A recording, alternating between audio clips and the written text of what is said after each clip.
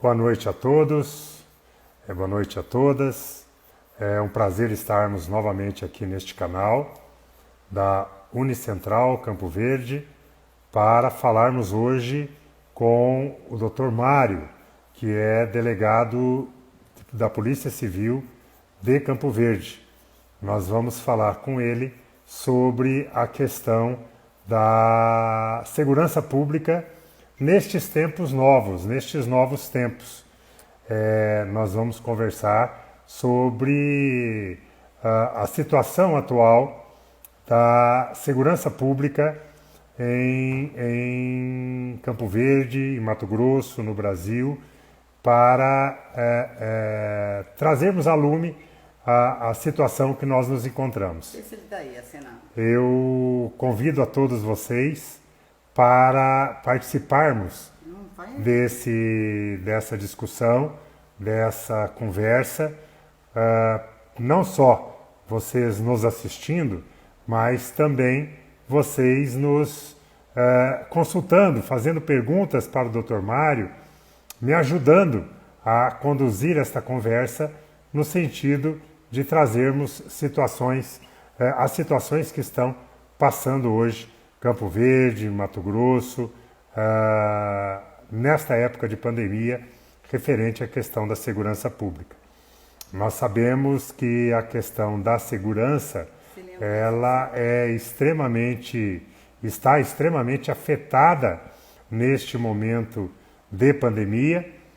Por um lado, nós temos uma grave crise sanitária dentre os presos do nosso país. Dia desses foi veiculada inclusive uma notícia nos grandes jornais de circulação do nosso estado, que, por exemplo, a Penitenciária Central de Cuiabá, o antigo presídio de Pascoal Ramos, estava com 600 detentos com Covid-19. Houve até, na época, uma grande busca ao juiz da Vara das Execuções Penais, Dr. Geraldo Fidelis, para que esses presos ou fossem deslocados para a área da segurança pública, para uma área da saúde,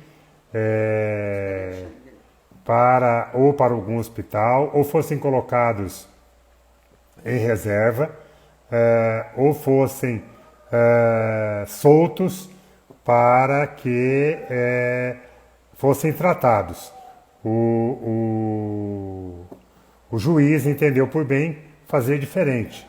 Ele separou estes presos lá na penitenciária e colocou médicos,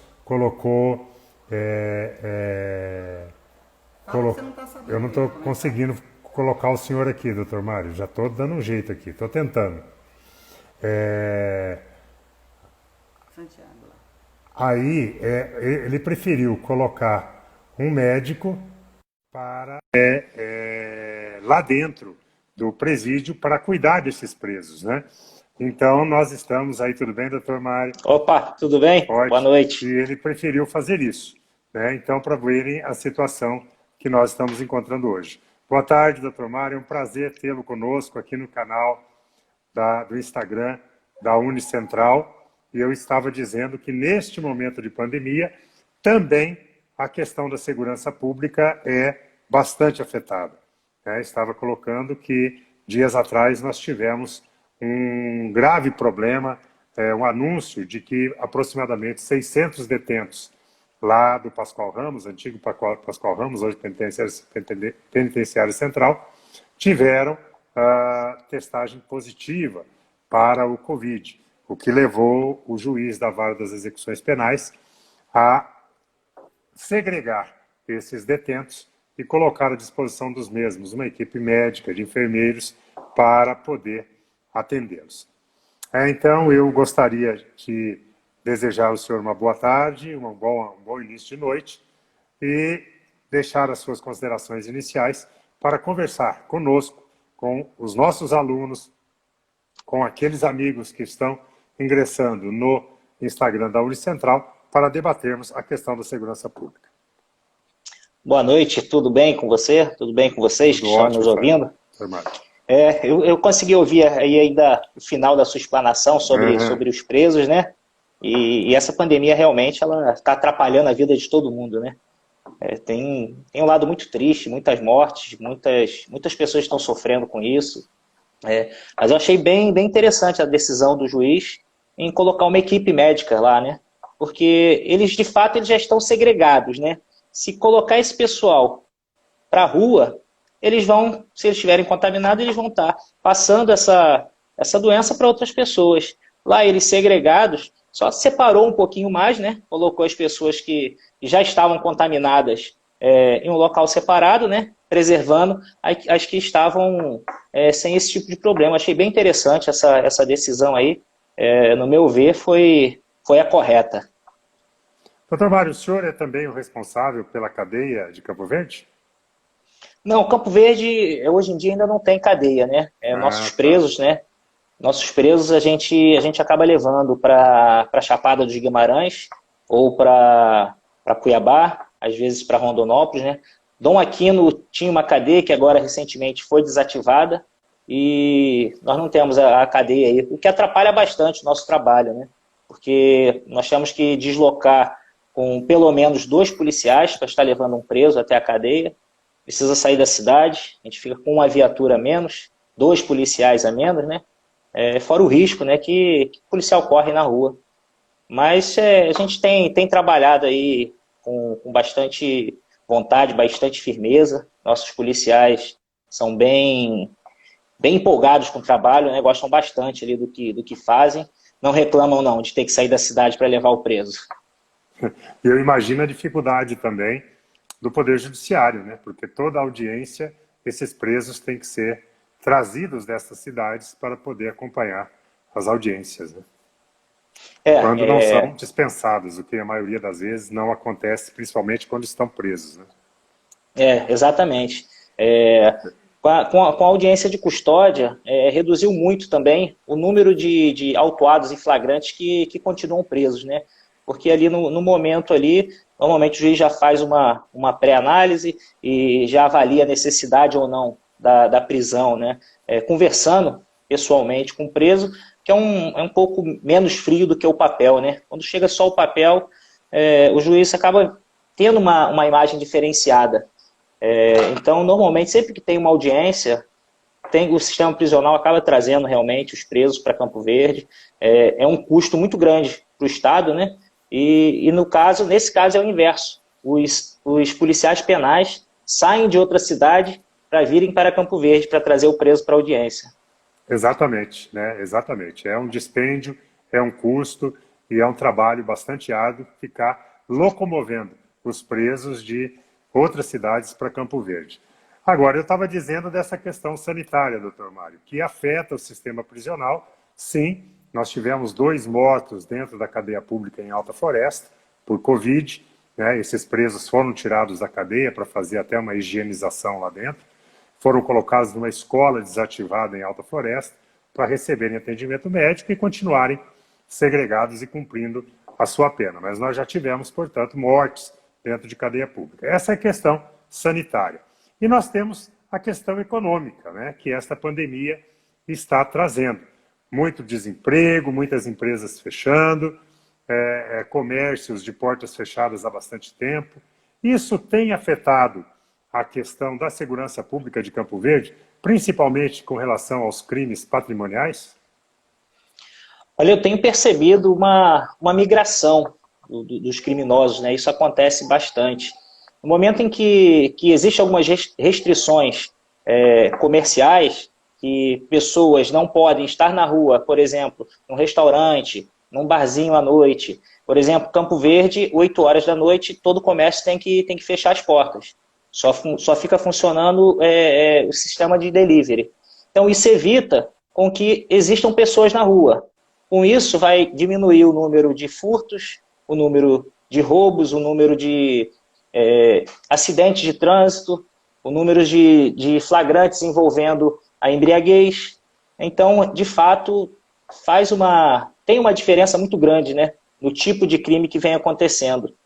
Agora, pode aumentar um pouco, graças a Deus a gente não percebeu esse aumento, roubos à residência, porque as pessoas passam a ficar mais dentro de casa, passam a investir mais em equipamentos de som, de televisão, para ter uma qualidade de vida dentro de casa, e o criminoso fica de olho nisso, né?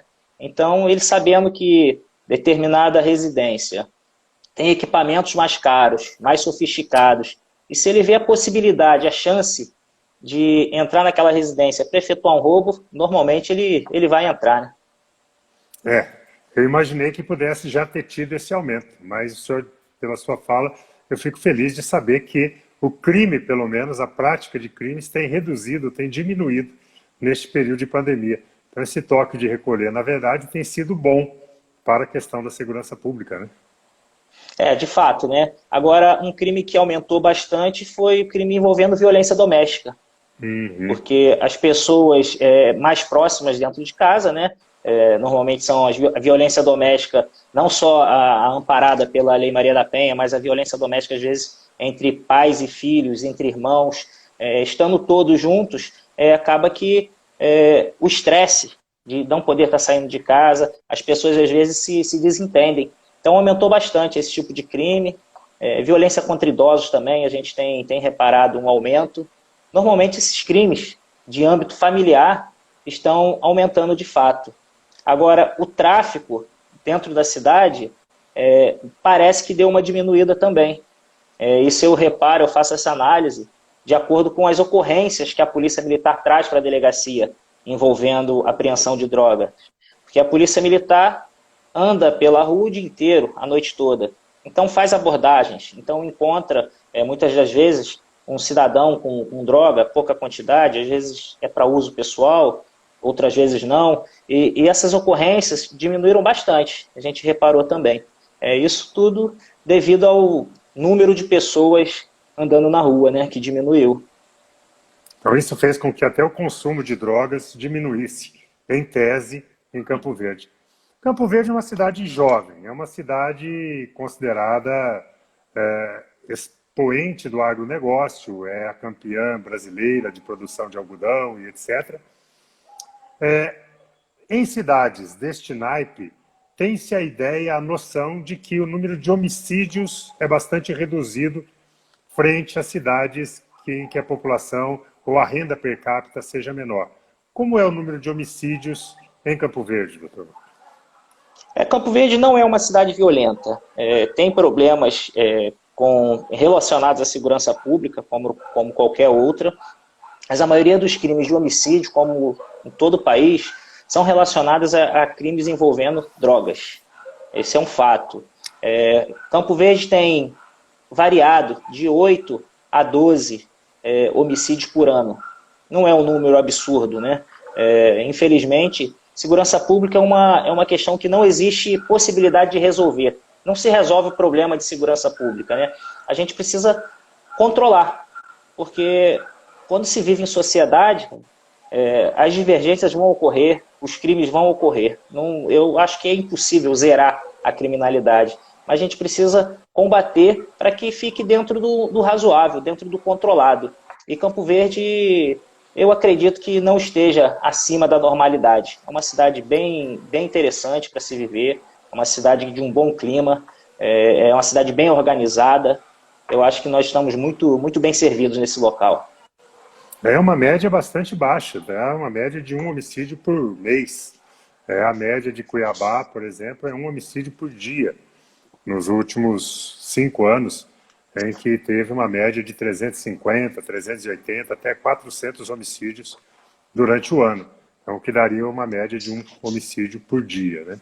Campo Verde, com um homicídio por ano, por mês, realmente é uma média que está muito abaixo do padrão estadual e, com certeza, do padrão brasileiro.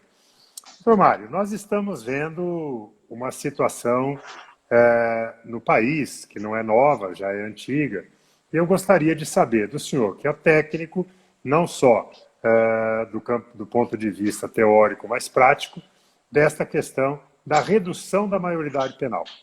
Hoje tramita no Congresso Nacional uma PEC para reduzir a maioridade penal de 18 para 16 anos. Qual a sua ideia com relação a isso?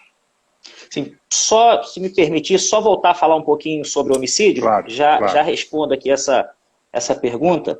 Eu estava dando uma analisada no Atlas da Violência, e o Atlas ele existe desde 1980, né? E eu consegui reparar que na década de 90 foi onde ocorreram os maiores índices de homicídio. Nas três principais estados, né? Rio de Janeiro, São Paulo e Minas Gerais. Rio de Janeiro, em 95, foi o pico. De lá para cá, vem diminuindo. São Paulo, o pico foi em 99, de lá para cá vem diminuindo bastante também. Minas Gerais teve o pico em 2002, ou 2012, agora eu não me recordo, mas também já vem diminuindo. Então, a gente analisando os trabalhos técnicos, científicos, a gente percebe uma diminuição na violência. Mas essa não é a imagem que a gente tem, a percepção que a gente tem. A gente assiste televisão, a gente agora com o WhatsApp, a todo momento a gente está recebendo uma reportagem falando de um crime, de um homicídio. A gente tem a sensação da violência estar aumentando, mas os números estão mostrando justamente ao contrário. Eu achei bem interessante essa análise que eu li sobre isso, porque Interessante. A gente tem uma sensação de segurança hoje muito pequena. Na verdade, antigamente, a gente tinha uma sensação maior, mas a violência era maior no caso, né? É justamente ao contrário do que a gente está percebendo hoje. E nós estamos tendo um aumento, só que nós estamos tendo um aumento de presos no Brasil. A cada ano aumenta o número de presos. Isso significa que talvez o fato dessa coercitividade, ou seja, do sistema prisional, sistema judicial, policial judicial, de solucionar os processos, encaminhando para a prisão os culpados, isso talvez tenha amedrontado os criminosos da prática do crime? Olha, eu não acredito muito, porque eu, particularmente, eu acho que a nossa legislação ela é muito branda para o criminoso. Essa é a minha visão pessoal. Eu acho que eu sou muito contrário aí a grande parte da legislação. As legislações que vieram, as legislações desencarceradoras, eu não sou favorável, porque se o criminoso não tem medo de nenhuma consequência, ele vai cometer crimes. Então, eu acho que se ele tiver medo, ele vai pensar, será que vale a pena? Eu vou tentar roubar ali uma lojinha para ganhar R$100 e se eu ficar preso aí 5 anos por causa de R$100, eu acho que ele já vai pensar um pouquinho mais sobre isso, né?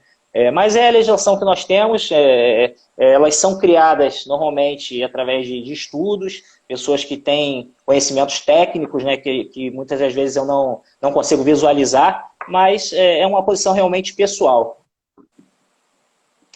Agora falando... O Brasil hoje tem 800 mil presos. É o segundo país do mundo em número de presos, só perto dos Estados Unidos. Quer dizer, é um número bastante alto, né? E aí o senhor me trazendo esses dados que eu sinceramente não sabia, da redução da prática de crimes no país, eu fico a imaginar que talvez esse número de presos é que tem levado à redução da criminalidade. Mas olha, nós temos 800 mil presos e com toda esta alteração legislativa que nós tivemos, né? De colocar tornozeleira e mandar preso para casa, prisão domiciliar, essa questão da não persecução penal, que depois eu vou falar com o senhor sobre isso. Mas é interessante que este número ainda é bastante alto. Essa questão da diminuição, eu me referi simplesmente aos homicídios, né? Sim. Existe no Atlas outros crimes, mas em relação ao homicídio, que é o crime que a gente considera... Mais choca, né? Mais choca. Né? Exatamente. Em relação ao homicídio, realmente tem diminuído. E no Rio de Janeiro, eu sou do Rio de Janeiro, então eu conheço um pouquinho mais lá do que aconteceu, né? Durante o auge das UPPs, o número de homicídios caiu bastante também, porque foram criadas essas unidades de polícia pacificadora dentro das comunidades, das favelas, né? E tinha policiamento 24 horas. Só que com o tempo esse programa ele foi perdendo força, as unidades foram sendo desativadas e hoje em dia eu não estou mais vivendo lá, mas pelo que eu tenho visto, já não está mais em funcionamento como era antigamente. Um outro detalhe uma análise aí que pode também ser feita pela redução dos homicídios é a trégua entre as facções. Porque quando existe guerra entre facções, uma vai estar matando a outra. Então, o número de homicídios fatalmente vai extrapolar, né?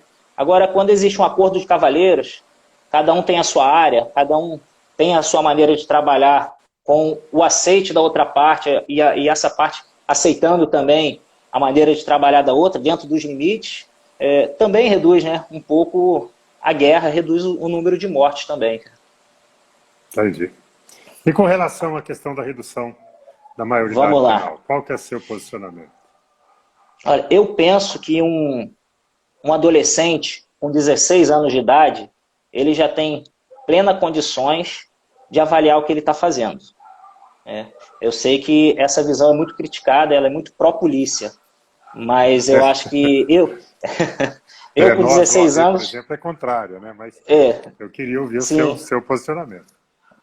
É muito criticada essa visão, até a pena de morte também é muito criticada, é bem polêmico, de fato, né? Sim. Mas eu sou favorável, mas talvez uma maneira paliativa, um meio termo, nesses casos de 16, entre 16 e 18, se fazer uma análise da possibilidade de uma prisão não ser necessariamente imputado a ele um crime, mas avaliar a pessoa em si, que a gente sabe que quem nasceu e viveu em locais e não teve oportunidade de muita cultura, tem um pensamento, um raciocínio diferente. Então, talvez analisar cada caso concreto, aonde esse garoto viveu. Ele viveu dentro de uma favela, ele teve contato só com o criminoso a vida dele, o pai dele, a mãe dele, são criminosos ou não, o que os pais ensinaram para ele.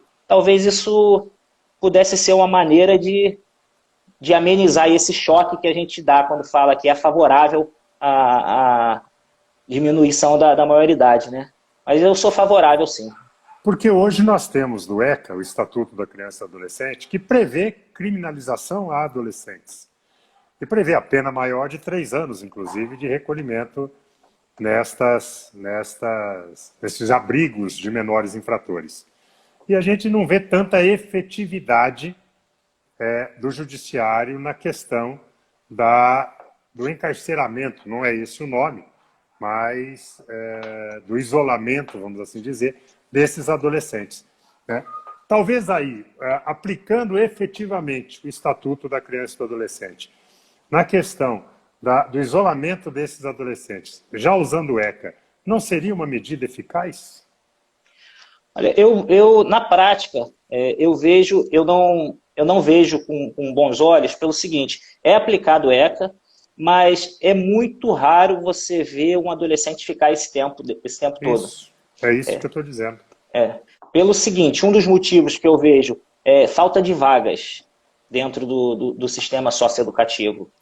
São vários adolescentes em conflito com a lei. E às vezes a gente pega um adolescente praticando crime de roubo, com arma de fogo, a gente faz o auto de apreensão de flagrante dele, comunica, encaminha para o Ministério Público e fica 5 dias com ele na delegacia esperando vaga. Muitas das vezes não consegue. Então, ele vai ter que ser posto em liberdade, findando os 5 dias. Quando tem casos de homicídio, normalmente se tem conseguido vaga. Menor praticando crime contra a vida, se consegue vaga, pelo menos assim a gente consegue tirar, às vezes, de circulação um adolescente que esteja com um problema grave desse, né, cometendo uma infração grave como essa. Mas outros crimes não fica, muito difícil ficar. E mesmo esses de homicídio, às vezes fica 6 meses, fica 1 ano. Sim. É muito pouco pela gravidade do resultado, né? Até para quem está nos assistindo, me parece que em Mato Grosso nós só temos 2 centros de isolamento desses menores infratores. Um é em Cuiabá e um em Rondonópolis. O de Várzea Grande começou a obra não sei quantos anos, até hoje não terminou essa obra. Se eu não me engano é isso, né, doutor? Não, existem outros, eu não vou saber dizer exatamente quantos são, mas eu sei que tem, acho que Barra do Garças, Sinop, salvo engano, também A tem. Sinop já tem, que não tinha Já, antes. sim, Uhum. tem. Ah, Eu tá. estou falando sobre esse porque nós já encaminhamos menores, né, para esses Entendi. locais. Eu me recordo que são 4 ou 5, não sei É, precisar todos, não. quando eu era presidente da OAB, a gente tinha uma comissão que fiscalizava, que andava nesses centros e nós só encontramos 2 na época. Depois eu sei que teve promessas, houveram promessas de abrir novos centros. E eu sei que de Várzea Grande está parada a obra há uns 10 anos, por aí, para ser concluída este local. E infelizmente ainda não foi. Nós estamos vivendo hoje uma outra discussão que está na imprensa de Mato Grosso. Eu vi agora, inclusive, que deve ser pauta do Fantástico Domingo, Rede Nacional, que foi aquele acidente que, infelizmente, envolveu 2 jovens amigas em Cuiabá, onde uma menina acabou acidentalmente disparando uma arma de fogo contra uma amiga que ceifou a sua vida. E agora está a discussão, porque há um decreto que permite que adolescentes de até 14 anos, aí estão nos falando, a Barra do Garças, Cáceres, Cuiabá, e uma nova unidade vai ser construída em Rondonópolis. Então, tem Esse é razão. o Mansur, é nosso investigador da Delegacia de Campo Verde. Um Esse abraço, que Mansur, respondeu. obrigado. Obrigado pela participação. Está agora o debate sobre um decreto presidencial que autorizou adolescentes de 14 anos para cima, maiores de 14 anos, a fazerem cursos de tiro esportivo e etc.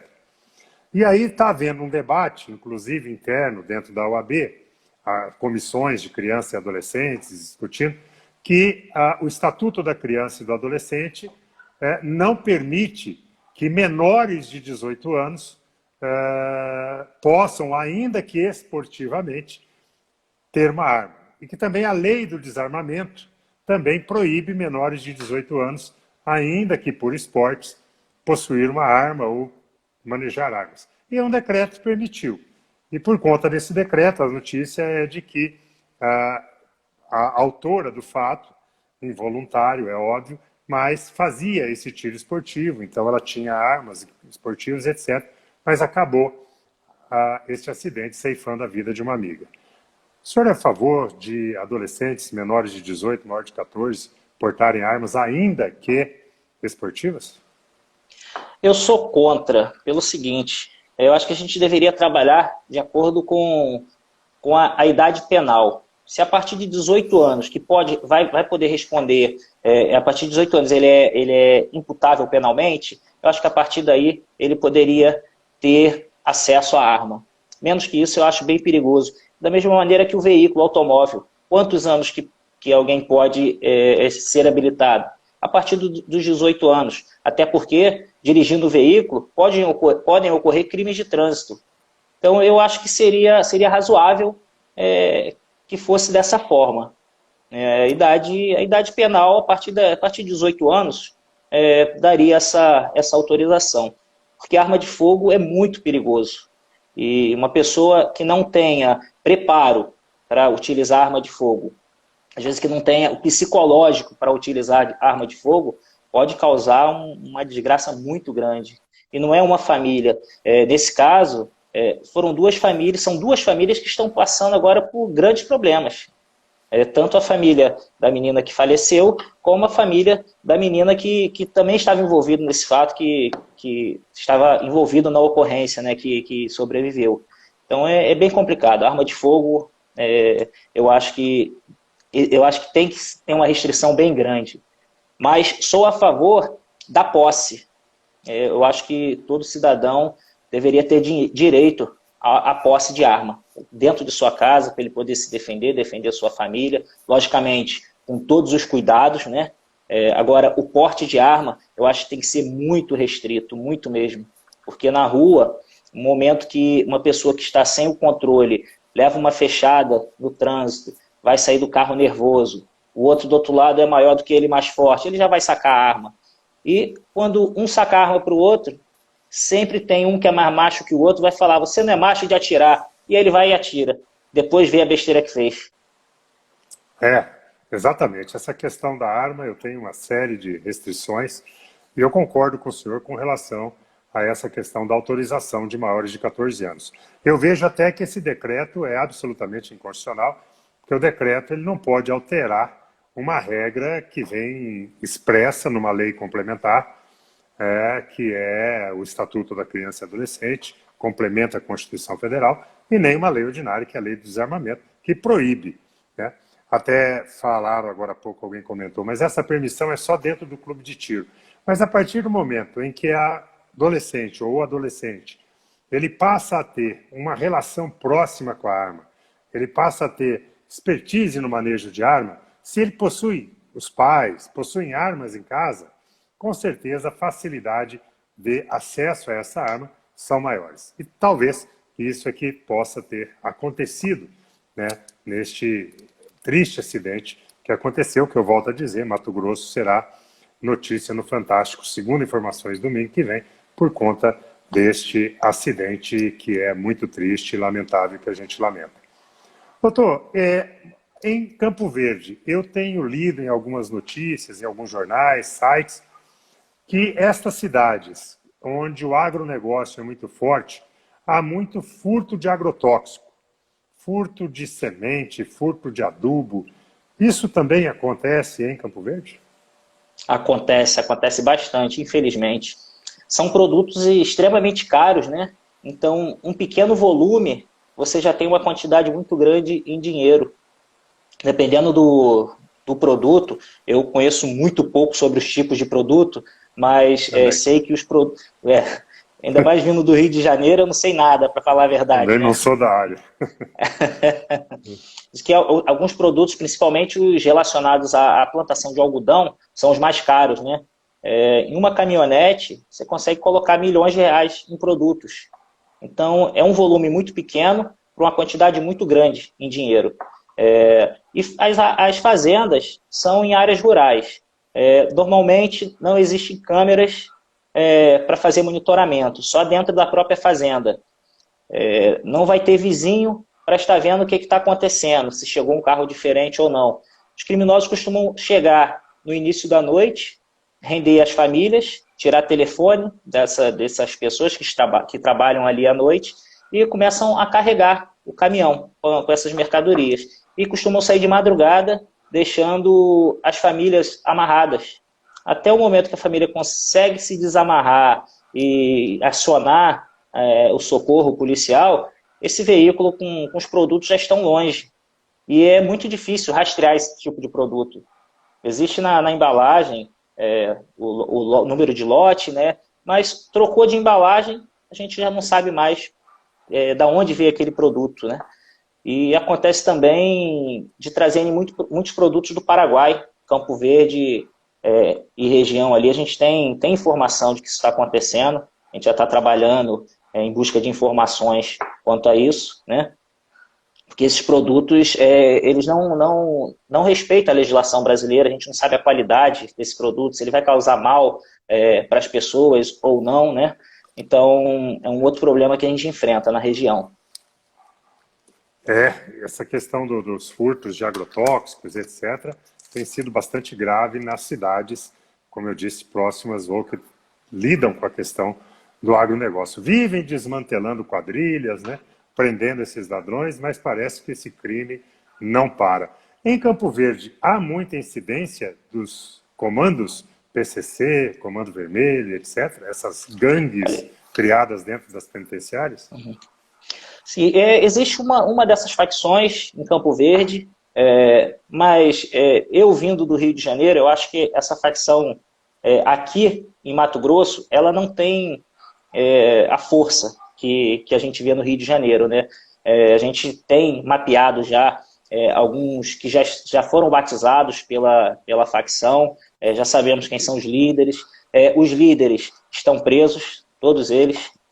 Recentemente a gente até cumpriu a prisão da esposa de um dos líderes, que veio do Araguaia, o pessoal do Araguaia tinha um mandado de prisão contra ela, pediu para a gente cumprir lá em Campo Verde, nós cumprimos. Então, eles estão enfraquecidos, mas existe. E se a gente não continuar firme, combatendo, eles vão crescendo. Essa é a grande preocupação da polícia, mas realmente existe. E para existir roubo dentro de alguma residência, um roubo de veículo, essa facção sempre tem que autorizar aos criminosos ali da cidade. E quando autorizam, elas também recebem parte do que os criminosos ganham nos roubos que praticam.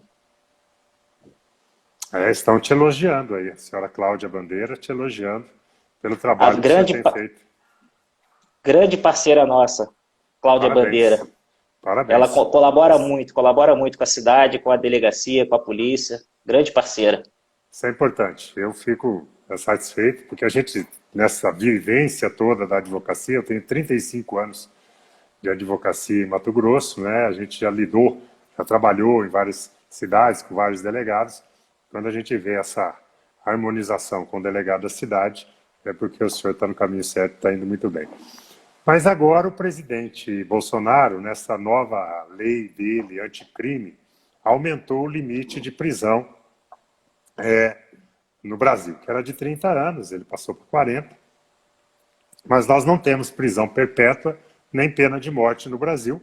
A única exceção da Constituição é quando o país estiver em estado de guerra, né, que esperamos que nós nunca tenhamos. O que o senhor entende sobre isso? O senhor defende, o que o senhor pensa sobre essa questão envolvendo a prisão perpétua e pena de morte no Brasil? Mais uma vez, é a minha visão pró-polícia. Lógico. A pena de morte, eu acho que é muito polêmico. Eu acho que, se existir, eu acho que tem que ser muito bem regrada mesmo. Eu tenho um pouco de receio da pena de morte. Mas agora, o aumento do tempo de cumprimento para 40 anos, eu acho bem razoável, porque raramente alguém vai ficar 40 anos. Só vai ficar 40 anos preso quem tem mais de 200 anos de condenação. Né? Então, foi um aumento que veio, de fato, para poder equalizar, para poder, aquelas penas maiores, poder segurar um tempinho a mais um criminoso que seja de alta periculosidade, que tenha cometido vários crimes bárbaros, mas eu sou bem favorável, sim. Eu sou muito, muito contrário à regressão da pena, diminuição de pena. Eu ia fazer essa pergunta para o senhor agora. O que o senhor acha dessa legislação processual penal da redução de 1/6 nos crimes ordinários e nos crimes hediondos de 2/5, né? Uhum. Eu sou contrário, porque isso passa uma sensação de que não existe punição. O criminoso é condenado a 10 anos, sai na mídia, fulano de tal condenado a 10 anos. Daqui a pouco, essa pessoa que viu na mídia ele condenado a 10 anos está cruzando com ele na rua. 1 ano e 8 meses. Olha a sensação de impunidade que fica na nossa cabeça, na cabeça do cidadão. Principalmente quem não tem conhecimento da legislação penal, né, e processual. Agora, se por acaso essa pena for diminuída para um patamar menor e ele tenha que cumprir toda essa pena em regime fechado, talvez a sensação de punição para a sociedade aumente, que a gente vai ter certeza que ele vai cumprir a pena que ele foi condenado, né? Não que ele não esteja cumprindo a pena, mas só que numa regra mais branda, né? Conforme o tempo vai passando e ele vai adquirindo esses direitos, né? Um juiz amigo meu me disse que quando ele aplica a pena num processo penal, ele calcula 1/6. Ele fala, vou aplicar a pena para ver em quantos anos ele vai ficar preso. Para ele ficar preso 3 anos, eu tenho que condená-lo a 18 anos de reclusão. Então eu condeno ele a 18 anos, porque eu sei que o crime não sendo hediondo, com 1/6, 3 anos, ele estará solto. Então ele já calcula pensando num 1/6. E aí o senhor tem razão, era muito melhor ele colocar prisão de 3 anos e cumprir os 3, entre aspas, do que ele ter que jogar 18 anos. E aí depois, nós advogados, logicamente, vamos brigar, lutar para a redução dessa pena, dizendo que ela foi muito acima do mínimo legal, reduz porque a pena foi exacerbada, né? Então, o senhor tem razão nesse ponto de vista policial, né? Eu fico ainda com a sensação de que nós prendemos muito no Brasil, né? Nós temos 800 mil presos, volto a repetir, é o segundo maior número de presos do mundo, né? E ainda assim parece que não há esse sentimento de punibilidade no Brasil, né? Nós temos o sentimento sempre de que os criminosos estão soltos no Brasil, né? É incrível esse tipo de situação. Bom, essa mesma lei de alteração do Código de Processo Penal feita pelo presidente, ele cria o juiz de garantias, né? Para quem é estudante que está nos assistindo e não sabe, é a criada a figura de a Cláudia Bandeira falando que só em Mato Grosso nós temos 11.600 presos, eu não sou preso. Graças a Deus, né? Graças a Deus, estou aqui falando com o senhor. 11.600 presos. Bastante, número elevado. Então, agora, criou a figura do juiz de garantia. Que é o juiz de garantia? É um juiz que vai ser responsável pelo inquérito policial. Terminado o inquérito, vai para o Ministério Público faz a denúncia, vai para um outro juiz aceitar ou não a denúncia e conduzir a instrução processual no fórum.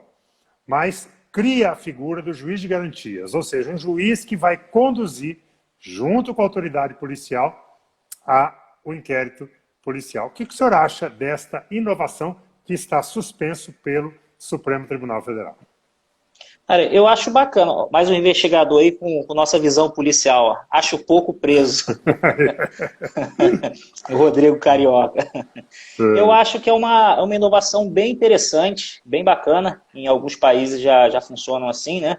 Que o juiz, ele de certa forma, ele acaba tomando conhecimento, às vezes, de uma prova que será considerada ilícita, ou ele também, por autorizar determinada diligência, ele começa, às vezes, a se apegar àquela situação e saber, de fato, fora a parte que já está dentro do processo, às vezes as interceptações telefônicas, tem áudios, às vezes, que não entram no relatório, mas fica no CD disponível, tanto para acusação como para defesa, e, às vezes, o juiz toma conhecimento de um fato que de uma prova que vai ser considerada ilícita, que ele já de fato já vê que é ilícita, e isso acaba que a íntima convicção dele, e aquilo fica registrado, né? É diferente do outro juiz que só vai chegar para ele a parte que realmente cabe a ele a decidir. Ó, chegou pronto, ele vai analisar e vai decidir. Então ele não toma conhecimento de tudo, da maneira que aconteceu, às vezes essas provas ilícitas. Eu acho que é uma inovação bem interessante. Agora, é de difícil implementação, principalmente nos interiores, né? Mato Grosso, a gente vê que tem cidades longes, que tem um juiz na comarca, não teria muita efetividade, porque teria que pegar um juiz de uma outra comarca, algumas cidades são a 150, 200 quilômetros de estrada de chão da outra comarca, é de difícil implementação, mas eu acho que a ideia é muito boa. Aí nós teríamos que ter um juiz de uma outra cidade que faria a parte do processual, porque o juiz da localidade é quem faria o juiz de garantia. Pelo menos essa foi a definição, explicação no CNJ, quando da criação do juiz de garantia. E, olha, é interessante, na classe dos advogados, a figura do juiz de garantia é aplaudida. No grupo de magistrados, há uma divisão fantástica. Eu já participei de debate com juízes, onde um grupo de juízes é favorável à questão do juiz de garantias e o outro não é, né? Uns entendem que isso vai garantir direitos para o futuro, inclusive, principalmente esse que o senhor colocou, da nulidade ou não de provas. Outros já acham que é um dispêndio enorme, que é um absurdo, que não sei o quê. Agora, eu particularmente tenho uma posição com relação à questão do juiz de garantia, que me faz ser favorável à criação do juiz de garantia. Tira um pouco, doutor Mário, o poder do Ministério Público nas investigações. Eu, particularmente, sou contra o poder de investigação do Ministério Público. E isso eu posso falar aqui porque eu, quando presidente da Ordem, inclusive encaminhei pedidos para o Supremo na época e etc., para não permitir ao Ministério Público o poder de investigação. Eu entendo que o poder de investigação é da autoridade policial, cada um no seu quadrado. Primeiro, a autoridade policial que investiga. O Ministério Público pode fazer o acompanhamento da investigação, pode fiscalizar a investigação para que abusos não sejam cometidos, para que não haja desvios da lei, como fiscal da lei. Mas quem tem que fazer a investigação é a autoridade que faz a investigação, que é a autoridade policial. Depois vai para o Ministério Público dar as cotas, inúmeras cotas durante o inquérito, e depois para fazer a denúncia e acompanhar o processo penal. Mas, infelizmente, o Supremo, numa decisão apertada, entendeu que o Ministério Público podia fazer a investigação. E depois o Congresso Nacional não conseguiu aprovar a PEC que vedava esta investigação pelo Ministério Público. Então, eu sou contrário à investigação pelo Ministério Público.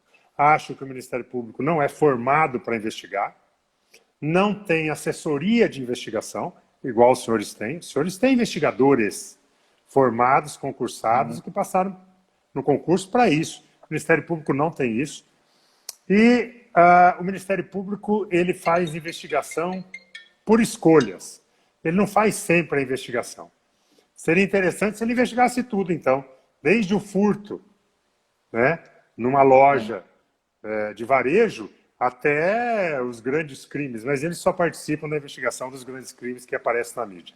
Então eu sou contra a investigação do Ministério Público. E eu acho que o juiz de garantia dá um pouco a esta segurada neste poder, que para mim é exacerbado da investigação do MP. O que o senhor acha da investigação do Ministério Público? Eu já dei minha opinião. Nesse ponto aí, eu não vou nem para um extremo, nem para o outro. Eu acho que deveria existir a possibilidade do Ministério Público investigar em alguns casos. Como, por exemplo, casos envolvendo suspeitos que façam parte das forças de segurança. Seria interessante o Ministério Público poder investigar. Alguns casos envolvendo políticos, que alguns políticos são influentes, grupos políticos, na verdade, né, são influentes, e pelo delegado não ter algumas garantias que o promotor tem, que o magistrado tem, facilmente ele pode ser retirado de uma investigação, apesar de existir hoje uma lei que veda, que tem que ser fundamentada, retirar, fazer essa remoção, essa mudança de uma localidade para outra. Mas é muito... O servidor da Polícia Civil ou da Polícia Militar, ele é muito suscetível a isso. É muito mais fácil uma situação dessa ser contornada do que um membro do Ministério Público que tem diversas garantias. Então, nesses casos, eu acho que seria interessante. Agora, essa questão que você falou de escolher a investigação, realmente não tem muita lógica, né? Em Campo Verde, o promotor de Campo Verde, ele nunca fez nenhuma investigação. Ele tem a linha dele. Tudo que ele acha que tem que ser investigado, ele encaminha um ofício, fazendo a requisição, a gente investiga. É a posição dele. Agora, não sei como são em outras comarcas, né? Se alguns promotores têm essa conduta de investigar crimes selecionados ou não. Mas se existe isso, realmente eu não acho correto. Eu informo por Cuiabá, e isso existe, e a gente já denunciou muito isso, né, enquanto membro, presidente, ex-presidente da OAB, a gente sempre denuncia esse tipo da investigação incorreta por parte de alguns membros do Ministério Público. Sorte, Campo Verde, como eu falo, Campo Verde é um oásis, a Tânia agora há pouco falou, já se mencionou aí, é um oásis em Mato Grosso, que é uma cidade extremamente correta, extremamente acertada. O que o senhor acha depois dessa pandemia? A segurança pública vai ter algum tipo de influência por conta dessa questão, dessa pandemia? Estão falando que nós vamos viver um novo normal e que o novo normal seria a grande influência da informática, dos tempos digitais na nossa vida. O senhor acha que a Polícia Civil, a questão da segurança, vai ser afetada neste novo normal? Cara, eu acredito que sim. Hoje nós estamos batendo um papo através de uma live. Né? Olha a Sim, distância que fisicamente nós estamos e estamos conseguindo conversar, reunir algumas pessoas para acompanhar. Então, isso fatalmente vai atingir a segurança pública, como vai atingir todos os ramos do Brasil e do mundo. Né? Outro dia eu ouvi uma notícia, uma reportagem, que algumas empresas agora já estão vendo que tinham necessidade de mandar funcionários, representantes para outros estados para participarem de reuniões. Hoje em dia, perceberam que não precisa. Através de um aparelho de telefone celular, consegue se reunir. Então, o custo vai diminuir bastante também.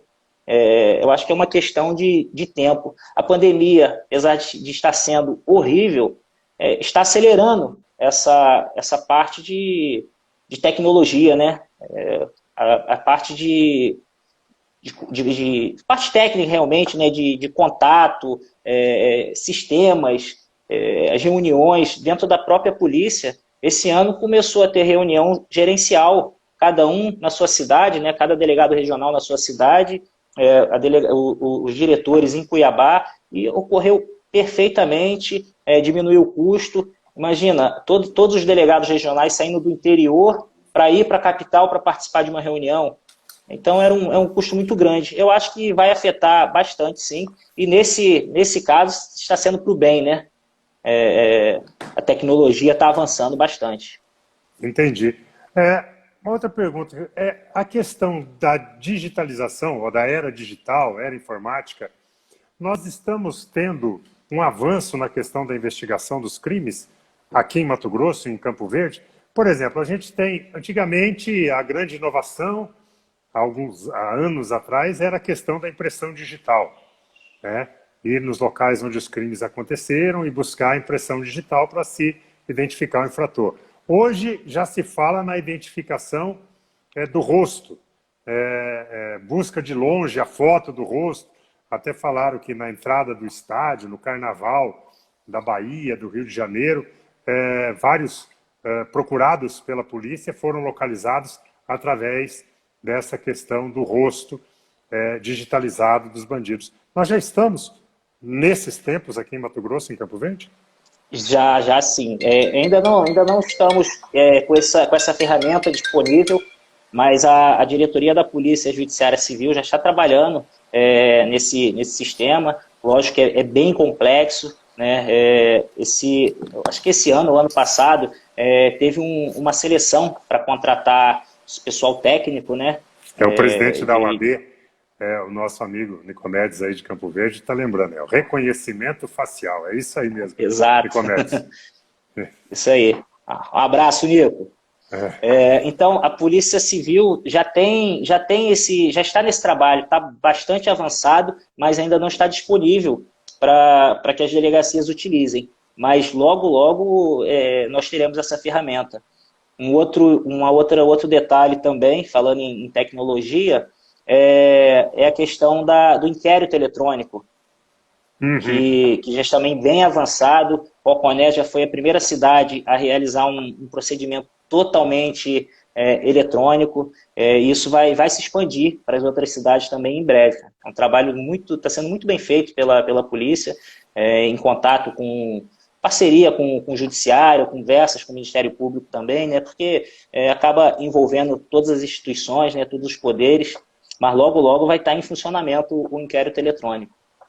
Isso é importante, porque nós estamos tendo os processos eletrônicos no Poder Judiciário, ainda na esfera criminal, estes processos ainda estão mais na parte física do que eletrônicos, os cíveis, os tributários, família e etc. já são todos eletrônicos.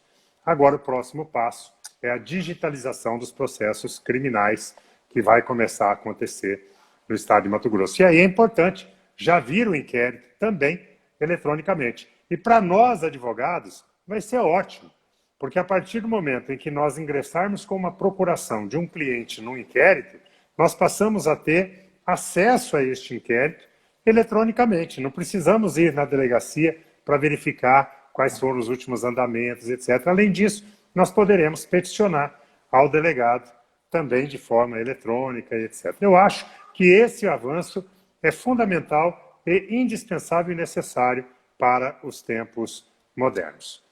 E por falarmos em tempos modernos... Pois não, doutor Mário. Só complementar que hoje em dia nós já estamos utilizando o PJE, o criminal, né? Já, em Campo Verde a gente já utiliza, a grande maioria do interior utiliza, e estava para entrar também em Cuiabá e Várzea Grande. Eu não sei se já está em funcionamento. O próximo passo do Poder Judiciário da capital e Várzea Grande é a digitalização desses processos criminais e a transformação deles em PJE. E aí bem o ideal interessante. seria vir também das delegacias já com a questão do PJE. Mas falando desses tempos modernos, também está na moda a questão dos crimes digitais, ou podemos dizer, das fake news. Os senhores, enquanto autoridade policial, investigadores que serão, já estão preparados para investigar os crimes digitais, os crimes produzidos pela fake news? Olha, é uma investigação bem complexa, né? Hoje totalmente em dia, diferente de tudo que se faz. Eu estive, inclusive, essa semana falando com um delegado da DECOR, aqui em Cuiabá, Dr. Eduardo Botelho, o senhor deve conhecer, Sim, falando conheço. com ele. E existe uma central aqui já em Cuiabá recebendo denúncias desse tipo de delitos, que fica ali na Coronel Escolástico, mas vai ser criada uma delegacia especializada nos crimes de fake news em Cuiabá. Agora, eu imagino a dificuldade, porque é totalmente diferente isso, para se investigar esse crime, doutor. De fato, né? Uma investigação que envolve bastante conhecimento de informática, né? Da onde sai uma imagem, através dos grupos hoje de WhatsApp, você encaminha um arquivo para 200 pessoas, 300 pessoas, e imagina se cada um desses que recebeu encaminhar para mais 300. Então isso se espalha de um jeito, às vezes a pessoa que está repassando não tem nem a intenção de estar repassando uma fake news, mas recebeu, acredita que seja verdade e já repassa, né? Agora, chegar à origem de quem criou, de quem realmente iniciou todo esse processo, eu acho que vai ser bastante complexo. Mas logo, logo, a Polícia Judiciária Civil de Mato Grosso vai planejar cursos, palestras, orientando, né, como é que a gente vai ter que atuar nesses casos, né, qual será o caminho. Cuiabá tem um setor, né, que cuida dos crimes de alta tecnologia. Quando a gente tem um pouquinho mais de dificuldade envolvendo crimes de informática, a gente já pede o apoio e sempre eles dão um retorno para a gente lá, ajudando. O Eduardo Bianchini fala, será necessária uma equipe só de peritos, e é verdade. E olha, Eduardo, o seu xará, o doutor Botelho, me disse o seguinte, que algumas investigações em outros locais já chegaram à conclusão de que grande parte desses fake news são fabricados fora do Brasil. Nós tivemos a notícia aí do presidente dos Estados Unidos, que foi eleito graças a inúmeros fake news na Rússia. Nós temos citações de fake news que são criados aí em alguns locais da China. Então, quer dizer, como é que chega a origem disso? Mas realmente é o próximo passo. São os crimes cibernéticos, os crimes de robôs, criados por seres humanos para disparar mentiras em verdades. E agora, nessas eleições que se aproximam de 15 de novembro, com certeza é um fator que nós vamos encontrar muito, são essa questão das fake news, que vai acabar sobrando aí para o Dr. Mário e sua equipe de investigar essas calúnias, essas denúncias mentirosas que circulam pelas redes sociais de Campo Verde, né, doutor? O Eduardo é amigo de escola e de faculdade do Rio de Janeiro, agora ele saiu do Rio, mas tá na guerra aí também do concurso aí, disse que começou a estudar, conversei com ele recentemente, aí tá na guerra aí, gente boa, amigo bom. Boa sorte para ele, né? Com certeza, né? De fato, isso vai acontecer agora, né? Chegando novembro, chegando as eleições, nós vamos ter bastante dificuldade com isso, né? Porque, como você falou aí, essas informações, essas notícias, esses arquivos, eles vêm de fora do país. Então, até a polícia conseguir chegar a esse IP que